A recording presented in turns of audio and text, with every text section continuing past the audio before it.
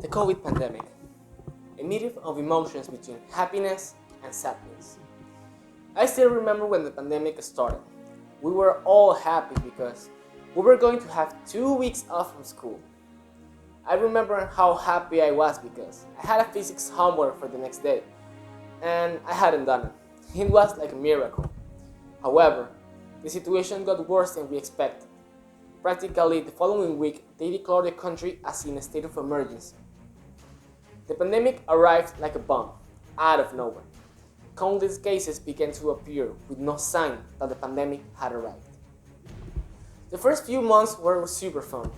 The teachers didn't give us a lot of homework. My friends and I stayed until 3 in the morning using house party and playing online games like parches. It was all fun, but we had to virtually get back to normal. The pandemic is not something that we can consider as good and joyous. To begin with, the number of people who suffer being locked up or infected with the virus. Many of us could not bear to be locked up. The days became repetitive. We got bored of doing leisure things, watching Netflix, reading Harry Potter, or listening to Michael Jackson. Became boring activities, and we were fed up with doing the same things for 7 months straight.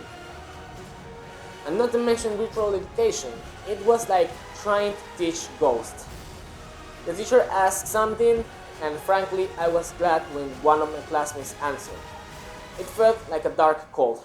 Voldemort, are you there?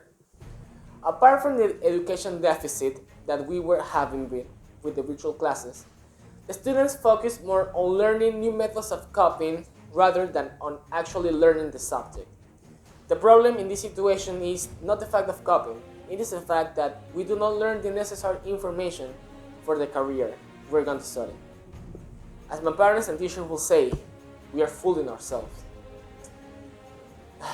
Now the pandemic not only brings negative things, being locked up has allowed us to live more with our families. Before the pandemic, our parents worked as workers for the Soviet Union. But with the pandemic, they were at home with us. We could do Star Wars marathons or play board games for entertainment. As people were out of work, many had to start small businesses.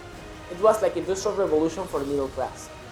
There was everything: food ventures, crafts, clothes mass sales, baking. Everyone was doing things that they liked and that they did to financially support the homes.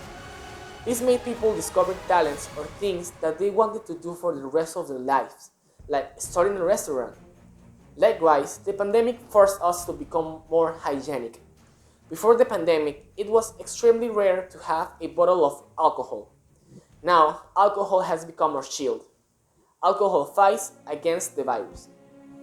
I believe, however, that thanks to this pandemic, our Mother Earth was able to take a break from the great parasite that self-defines the most intelligent being on Earth, the human being. Pollution decreased due to the decrease of people from the streets. In the rivers of Venice, the swans and fish returned for a long time. The beaches did not receive tourists, so they do not have garbage in the waters. It is fantastic to hear that people from India were able to see the Himalayas again from their homes. And if we think about it, how polluted has to be a city in order to do not see the highest mountains on earth, which is not so far from their home. The darkest moment in society was the brightest. This pandemic opened our eyes, made us put ourselves in the shoes of those animals that were born, live, and die in captivity. If we go crazy, how will those animals feel? We are a tiny part of this great universe, and nature has been our best teacher. It taught us that a tiny virus could keep the most intelligent animal on earth locked in its nest. And it makes us see how insignificant we are, and yet we believe we are superior.